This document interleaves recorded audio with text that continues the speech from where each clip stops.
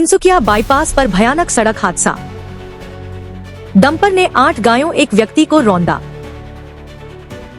तिनसुकिया के गेलापुखुरी bypass पर रात को एक दिल दहला देने वाली सड़क दुर्घटना संघटित हुई। तेज रफ्तार में आ रहे एक डंपर ने अचानक नियंत्रण खोकर लगभग 8 गायों को रौंद दिया, साथ ही एक स्थानीय व्यक्ति को भी जोरदार टक्कर मार दी। गंभीर रूप से घायल व्यक्ति को तुरंत तिनसुकिया सिविल अस्पताल पहुंचाया गया, लेकिन हालत बेहद नाजुक होने के कारण डॉक्टरों ने बिना समय गंवाए उसे डिब्रूगढ़ के असम मेडिकल कॉलेज अस्पताल रेफर कर दिया।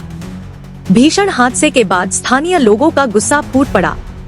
भारी संख्या में लोग सड़क पर उतर आए और बाईपास मार्ग को अवरुद्ध करते हुए तीव्र विरोध प्रदर्शन किया, जिससे क्षेत्र में लंबे समय तक यातायात बाधित रहा। News desk report any times 24/7।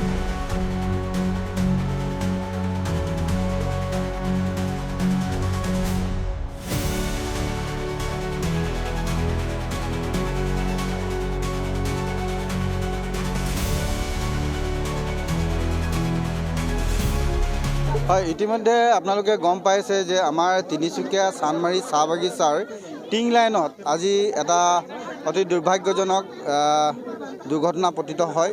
আৰু ইয়াতে আমাৰ চানমাৰীৰে টিং লাইন নিবাসী লাচু পৰ্জা নামৰ এজন 51 বছৰীয়া বৃদ্ধ, তেওঁক গাড়ী এখনে TTC ইনফ্ৰা নামৰ এটা কোম্পানীয়ে, যিটো মানে কি 4 লেনযুক্ত যিটো ৰাস্তা, সেই ৰাস্তা নিৰ্মাণ কৰা কোম্পানীটোৰ ডাম্পাৰ এখনে মহতিয়াই মাৰি মেলি গুচি যায়।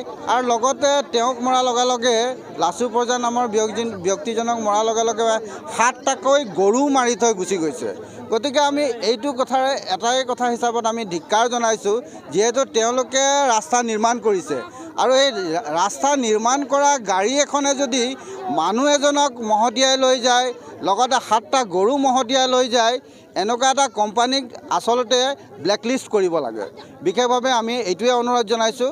আৰু লগে লগে এটা কথা আমি স্পষ্টভাৱে চানমাৰীবাসী ৰাইজৰ হৈ আমি এটা কথা জনাব বিচাৰিছোঁ যে যিজন লাচু পৰ্জা এক্সিডেণ্ট হৈছে, ইয়াৰ আগতো মানে কি আমাৰ টিনা নামৰ ল'ৰা এজনেও এক্সিডেণ্ট হৈছিলে, তেওঁৰো আজিলৈকে একো এটা মানে চিকিৎসাৰ ব্যৱস্থা কৰি নিদিলে।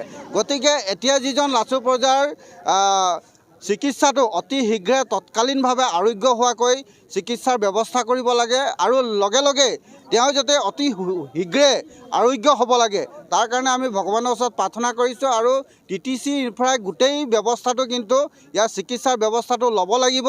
আৰু লগতে যি 7টা গৰু মাৰিছে, এই গোটেই 7টা গৰুৰ যিসকল গৰাকী, যিসকল মালিক আছে, সেই মালিকসকলৰ লগত তেওঁলোকৰ যিখিনি খৰচ আছে, সেই খৰচখিনি কিন্তু ব্যয় কৰিব লাগে। এইটোৱে আমাৰ জনসাধাৰণৰ ফালৰ পৰা আমাৰ আহ্বান। Any Times 24/7. Your news, your voice.